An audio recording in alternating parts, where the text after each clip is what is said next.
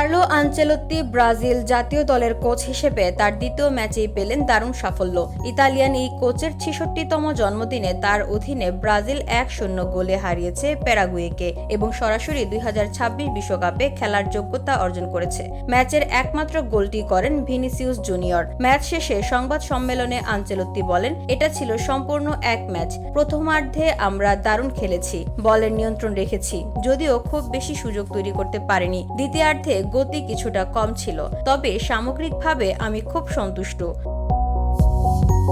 প্রথম একাদশে পরিবর্তন এনে গ্যাব্রিয়েল মার্টিনেলি, রাফিনহা ও মাতেওস কুনহাকে খেলিয়েছেন আনচেলোত্তি। তিনি বলেন, আমার লক্ষ্য ছিল আক্রমণ ভাগে কিছুটা ভিন্নতা আনা। মার্টিনেলি ও ভিনি পজিশন বদল করেছে, কুনহা বল ধরে রাখার ক্ষেত্রে সাহায্য করেছে। পুরো দলই দুর্দান্ত কম্বিনেশনে খেলেছে। ম্যাচে কুনহা মূলত ক্লাসিক নাম্বার 10 হিসেবে খেলেছেন। আনচেলোত্তি বলেন, আজ কুনহা একজন স্ট্রাইকার ছিল না, বরং একজন অ্যাটাকিং মিডফিল্ডার ছিল।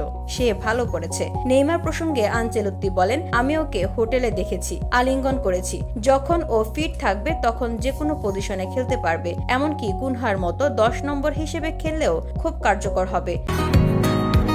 বসুন্ধরা, উত্তরা, বনশ্রী, কুড়িল ও বাড্ডা সহ রাজধানীর বিভিন্ন স্থানে অভিজাত ও অত্যাধুনিক মানের ফ্ল্যাট কেনার এক নির্ভরযোগ্য প্রতিষ্ঠান প্লেজেন্ট প্রপার্টিজ লিমিটেড। তাই আপনার স্বপ্নের আবাসনের জন্য আজই যোগাযোগ করুন। Pleasant properties limited, where destiny matches eventually.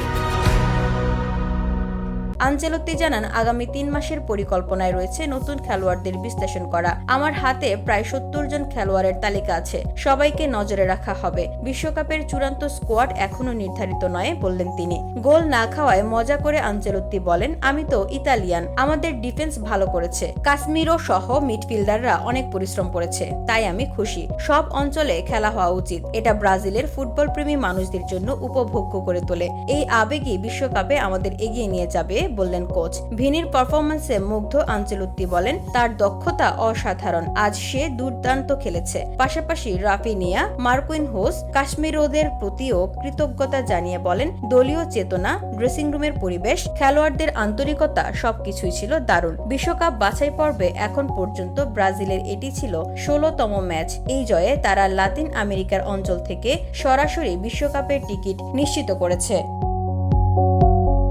VOD Bangla news desk.